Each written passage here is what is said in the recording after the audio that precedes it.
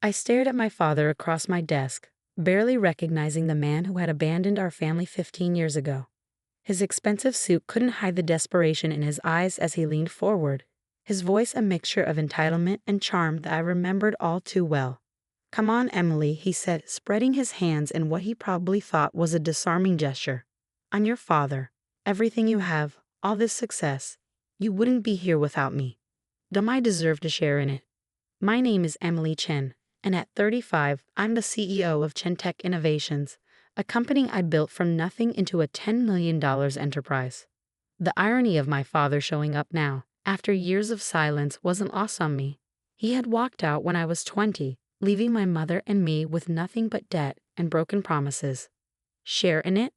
I repeated, keeping my voice steady despite the anger bubbling beneath the surface. "Like you shared in our struggles after you left? Like you shared in Mom's medical bills when she got sick?" He had the decency to look uncomfortable, but only for a moment. "The past is the past, Emily. I've changed. I've learned from my mistakes, and now," he gestured at my office, the floor-to-ceiling windows overlooking the Seattle skyline. "Now look at you. You've done so well for yourself. Surely you can spare something for your old man?" I studied him carefully, noting the designer watch that probably cost more than our old monthly rent, the manicured nails, the perfectly styled hair. He looked successful, but I knew better. My private investigator had been thorough. Dad's gambling habits hadn't changed, just the stakes.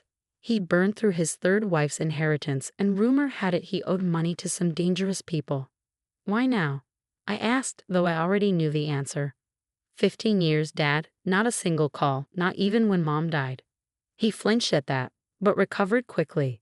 I wasn't in a good place then, Emily. I couldn't face you both after everything. But I've been following your success in the news.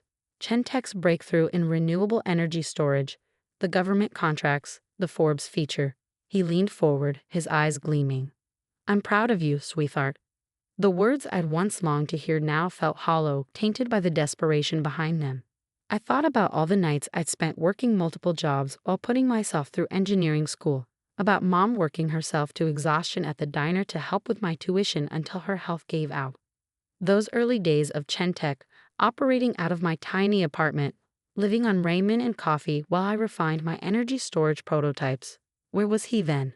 When I nearly lost everything to a patent lawsuit from a bigger company, where was his pride and support? "How much?" I asked quietly. His eyes lit up. "Well, considering everything, I think half would be fair." I cut him off with a laugh. "Half? Of Chentech? You think you deserve half of what I built?" "I'm your father," he said, his tone hardening. "Everything you are, you got from me. That brilliant mind of yours? Those are my genes. Your determination? I taught you that." I stood up, walking to the window. Seattle's autumn rain traced patterns on the glass, and I thought about another rainy day 15 years ago when he'd walked out our door for the last time. "You know what I got from you, Dad?" I turned back to face him. "I learned how to spot manipulation. I learned that people will say anything when they want something from you, and I learned that blood doesn't mean loyalty." He stood up, his facade cracking. "Now listen here." "No, you listen," I said, my voice steel. "You want money? Fine. Come back tomorrow at noon. I'll have something for you." His anger melted into a grin. "I knew you'd understand, sweetheart. You always were my clever girl." As I watched him leave, I thought about the envelope I would prepare for him. He had no idea what was coming, but for the first time in 15 years, I was actually glad to see him. Because tomorrow, he would learn exactly what kind of clever girl he'd helped create. That evening, as I sat in my penthouse reviewing the documents my lawyer had prepared, my phone buzzed.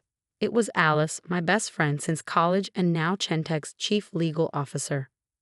"Tell me you're not really giving him anything," she said without preamble. I smiled, but she couldn't see it. "Trust me, Alice. I know exactly what I'm doing. Emily, I've seen this before. He's just going to take whatever you give him and come back for more. Men like that, they're never satisfied." "I know," I said, looking at the papers spread across my coffee table. "That's counting on." After hanging up, I walked to my home office, unlocking the bottom drawer of my desk. Inside was a worn shoebox filled with newspaper clippings, old photos, and documents I collected over the years. Every article about my father's failed businesses, Every court record of his divorces, every piece of evidence of his schemes and betrayals, I had them all. Some might call it obsessive, keeping such detailed records. But I learned early on that information was power, and I never wanted to be powerless again. I pulled out a particular photo, my college graduation. Mom was there, thin and tired from her first round of chemo, but smiling so proudly. We'd sent Dad an invitation, more out of obligation than hope. He didn't come, of course, but he did send a text. "Sorry, kiddo, tight on cash right now. Maybe next time." 2 weeks later, I saw him in the society pages at a charity gala with his second wife. The memory still stung, but now it just strengthened my resolve. Tomorrow would change everything, but not in the way he expected. I stayed up late into the night, making sure every detail was perfect. The documents had to be ironclad, the timing precise. By the time I finally went to bed, the rain had stopped and a strange calm had settled over me. For 15 years, I carried the weight of his abandonment, the anger, the hurt, the questions of why I wasn't enough for him to stay. Tomorrow I would finally set that burden down. But first, I had to spring the trap he'd walked right into. The next morning, I arrived at the office early. My assistant James was already there, organizing the day's schedule. "Your father's appointment is confirmed for noon," he said, his tone carefully neutral. James had been with me since the early days of Chen Tech. He knew enough about my past to understand the significance of this meeting. "Perfect," I said, heading into my office. "Make sure security is ready, but discreet, and have Alice come up as soon as she arrives." The morning passed in a blur of meetings and calls, but my mind kept drifting to the envelope sitting in my desk drawer. Inside was everything my father thought he wanted, and everything he didn't expect. At 11:55, my phone buzzed. "He's here," James texted. I took a deep breath, straightened my jacket, and prepared myself for what would likely be the last conversation I'd ever have with my father. Right on cue, he strutted into my office, somehow looking even more confident than yesterday. The smile on his face reminded me of a shark that had spotted its prey. If only he knew who the real predator was. "Emily, sweetheart," he said, spreading his arms like he wanted a hug. I remained seated, and his arms dropped awkwardly to his sides. "I knew you'd do the right thing. Family has to stick together, right?" I gestured to the chair across from my desk. "Sit down, Dad. We have a lot to discuss." He sat, practically vibrating with anticipation. I opened my desk drawer and pulled out the envelope he'd been so eager to see. "Before I give you this," I said, holding it just out of his reach, "I want to tell you a story about what happened after you left." "After you left," I began, still holding the envelope just beyond his grasp. "Mom and I had exactly $247 in our checking account. Do you remember how much you took when you cleaned it out? $42,000. Our entire savings." His face tightened, but he maintained his smile. "Emily, that's all in the past. We don't need to." "Oh, but we do." I cut him off, my voice steady. "Because what happened next is very relevant to what's in this envelope." I stood up, walking to the window. Seattle's skyline stretched before me, the Space Needle piercing through the clearing morning fog. Mom took a second job, night shifts at the diner. She was so tired she could barely stand, but she kept working because she believed in me, believed I could make something of myself. Turning back to face him, I continued. I worked too. 3 part-time jobs while studying engineering. Do you know what kept me going? Every time I wanted to quit, I'd remember how you said I'd never amount to anything without you. He shifted uncomfortably in his chair. "I never said." September 15th, 2008. I interrupted. "The last thing you said before walking out our door. Good luck making it without me. You'll both come crawling back eventually." I smiled coldly. "I have an excellent memory for details, Dad. It's one of my best qualities." Moving back to my desk, I sat down and opened a laptop. "Would you like to know what else I remember? Every business you've run into the ground. Every woman you've married and left bankrupt. Every gambling debt you've accumulated." With each word, I pulled up documents on my screen, turning it to face him. His confident facade cracked slightly. "How did you?" "I've been watching you for 15 years, I said simply. "Every move, every scheme, every failure. I knew someday you'd show up here, thinking you could claim a piece of my success. So I made sure I was ready." His eyes darted to the envelope in my hand, then back to my face. "Whatever you think you know, I know about the money you owe to Marcus Chen, I said, watching him pale at the name. No relation to me, unfortunately for you. I know he's given you until the end of the month to pay back the $2 million you borrowed. I know about the insider trading investigation that's about to break at your current company. I know everything, Dad. He stood up abruptly, his chair scraping against the floor. This is ridiculous. I came here to reconnect with my daughter, to make amends. No, I said quietly, you came here because you're desperate, because every bridge you've built on lies and charm is finally burning down around you. You came here thinking you could manipulate me one more time. I opened the envelope and pulled out a single sheet of paper. This is a contract. It offers you exactly what you want: financial security, a clean slate. All you have to do is sign. His eyes lit up, greed overtaking caution. He reached for the paper, but I held it back. But first, I continued, you should know what it really means. This contract doesn't just give you money, Dad. It gives you a choice. I pressed a button on my desk, and Alice entered the office, carrying another set of documents. My father's eyes darted between us, confusion replacing his confidence. Choice? He asked, his voice wavering slightly. Yes, I said, laying out both sets of papers. Behind door number 1, you sign this contract. You get $5 million, enough to pay off Marcus Chen and start fresh. But in exchange, you legally forfeit any claim to Chen Tech, any right to contact me or my employees, and you agree to a complete non-disclosure agreement about our family history. He licked his lips nervously. And door number 2. I smiled, but there was no warmth in it. You walk away with nothing, and tomorrow morning, every news outlet in Seattle receives a detailed dossier about your colorful business history, including some very interesting documents about your current company's financial practices. You wouldn't, he whispered, but we both knew he didn't believe that. Wouldn't I? I asked softly. You taught me well, Dad. Never leave anything to chance. Always have leverage. Those were your lessons, weren't they? He slumped back in his chair, the weight of realization finally hitting him. You planned this. All of it. The moment you walked into my office yesterday, everything was already in motion. I confirmed. The only question was whether you'd be smart enough to take the deal. Alice stepped forward, placing a pen on the desk between us.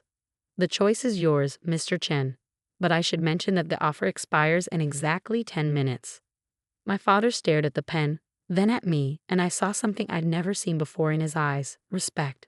Not the fake pride he'd shown yesterday, but genuine recognition of what I'd become. You really are my daughter, he said quietly. No, I replied, my voice firm. I'm my mother's daughter. She taught me perseverance, integrity, and love. You taught me what happens when you lack all three. He picked up the pen, his hand trembling slightly. $5 million to disappear forever? To never contact me again, I corrected. What you do with your life after this isn't my concern, as long as you stay away from mine. As he signed a contract, I thought about Mom. She hadn't lived to see Chen Tech's success, but she believed in it, in me, until the end. This moment, this victory, was as much hers as mine. Alice quickly notarized the documents and handed my father a sealed envelope containing the wire transfer information. The funds will be available within 24 hours, she explained clinically. After that, any attempt to contact Ms. Chen will result in immediate legal action and forfeiture of the entire amount. He nodded, clutching the envelope like a lifeline. As security arrived to escort him out, he turned back one last time. Emily, Goodbye, Dad, I said, already turning back to my computer. I trust you can find your way out. After you left, Alice stayed behind, watching me carefully. Are you okay? I let out a long breath I hadn't realized I'd been holding. I'm better than okay. For the first time in 15 years, I feel free. $5 million is a lot of money, she'd observed, even for Chen Tech. I smiled, thinking about what she didn't know yet. It's worth every penny to ensure he never comes back. Besides, I turned my laptop to show her the screen. The money isn't coming from Chen Tech. Her eyes widened as she read the display. Is that the algorithm I developed last year? I nodded.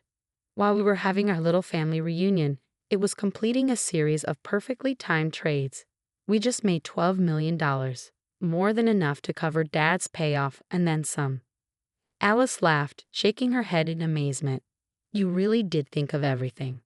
I had 15 years to plan, I reminded her. But now it's time to focus on the future.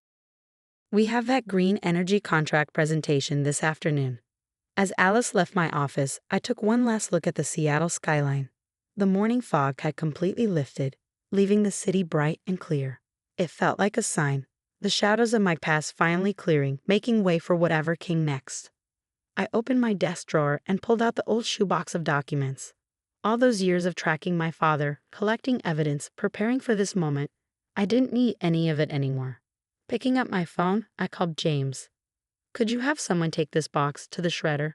And then clear my afternoon schedule. I think it's time we had that staff appreciation lunch I've been promising. It was time to focus on the people who actually deserve my attention. My team, my friends, the family I'd chosen for myself. I'd spent enough energy on the past. The news of my father's sudden wealth and subsequent disappearance spread quickly through Seattle's business circles. Speculation ran wild. Some said I'd bought him off, others claimed he blackmailed me. I let them talk. The truth was far more satisfying, but it was mine to keep. 3 months after our final meeting, I sat in my office reviewing Chentech's latest quarterly reports. Our renewable energy division had exceeded all projections, and the new government contracts were proceeding smoothly. Life had settled into a comfortable rhythm, free from the weight of waiting for my father to resurface. Ms. Chen. James appeared in my doorway. There's someone here to see you, she says. She says she's your sister. I froze, my hand hovering over the keyboard. Sister? A young woman stepped into view behind James. She couldn't have been more than 20, with familiar dark eyes that made my heart skip a beat. Hi, she said nervously. I'm Grace. Grace Morgan. David Chen is my father. The world seemed to tilt slightly. Of course he had another family, another daughter.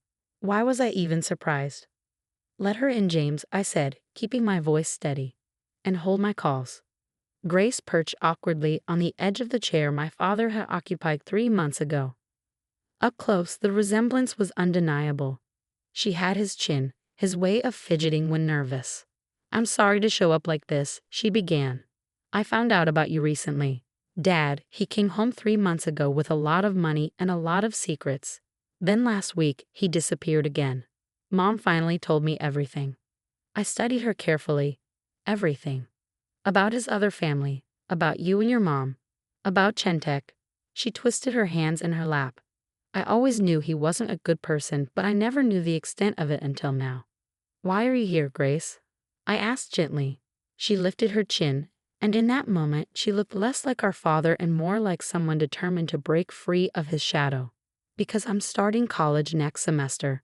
Engineering, actually, and I don't want his money. I don't want anything from him. I thought maybe you'd understand that better than anyone. I felt something shift inside me, not quite sympathy, but recognition. Here was another young woman determined to build her own path, to be more than David Chen's daughter.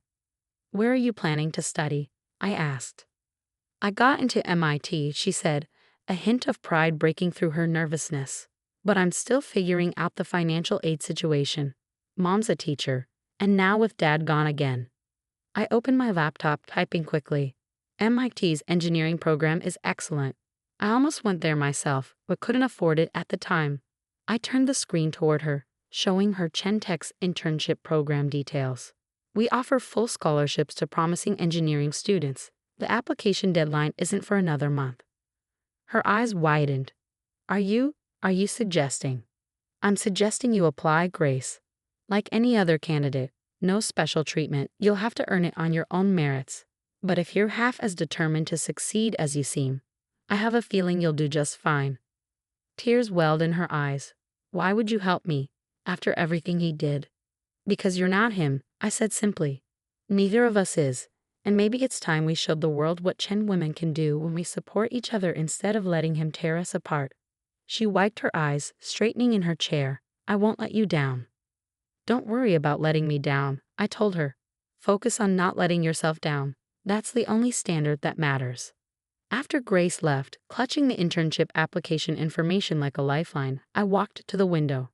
The Seattle skyline had changed since I first started Chentech. New buildings, new dreams reaching toward the sky. I thought about cycles breaking, about turning pain into purpose. My phone buzzed. A text from Alice. Who was that? You look deep in thought. I smiled, typing back. Someone who reminded me that sometimes the best revenge isn't about getting even. It's about helping others rise above.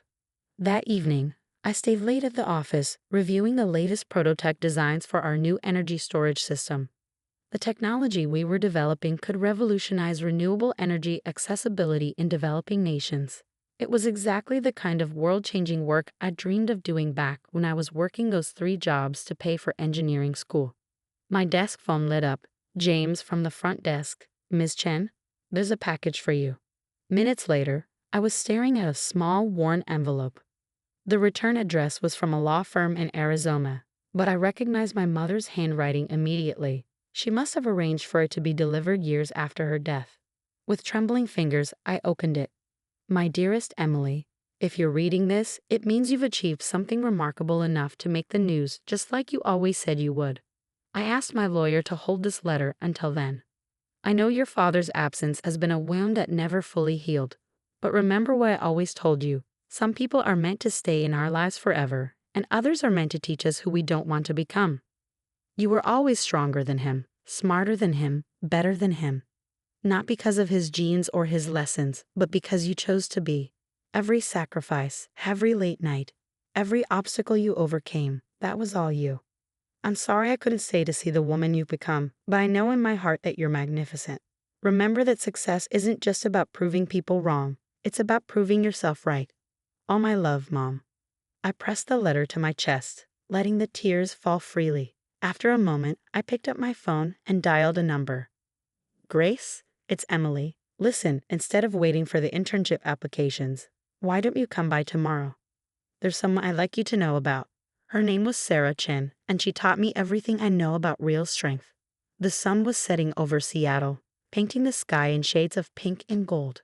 From my office window, I could see the Chen Tech logo glowing on the building across the street. Not my father's name anymore, but a symbol of everything my mother and I had built from nothing. Sometimes the best revenge isn't about making someone pay for their mistakes. Sometimes it's about building something so magnificent that their absence becomes irrelevant. Sometimes it's about taking their greatest failure, abandoning their family, and turning it into your greatest triumph. Creating a new kind of family, bound not by blood but by choice and determination. I looked at the photograph on my desk, my mother at my college graduation, thin but smiling, her eyes full of pride and love. Next to it, I placed Grace's MIT acceptance letter. Different paths, same spirit. The future was bright, and it belonged to us, the daughters who refused to let one man's failures define our destiny. That night, as I finally headed home, I thought about cycles breaking and new beginnings, about a young woman who walked into my office carrying the weight of a name she didn't choose, and walked out with the promise of a future she could build for herself. And I thought about my mother's words, proving yourself right. That's what this had all been about. Not the money, not the success, not even the satisfaction of outmaneuvering my father. It was about proving that love, determination, and integrity could build something stronger than any fortune or legacy. Tomorrow, I would start teaching Grace everything my mother taught me, and together, we would write a new chapter in the Chen family story, one where the daughters rose from the ashes of their father's failures and built something beautiful.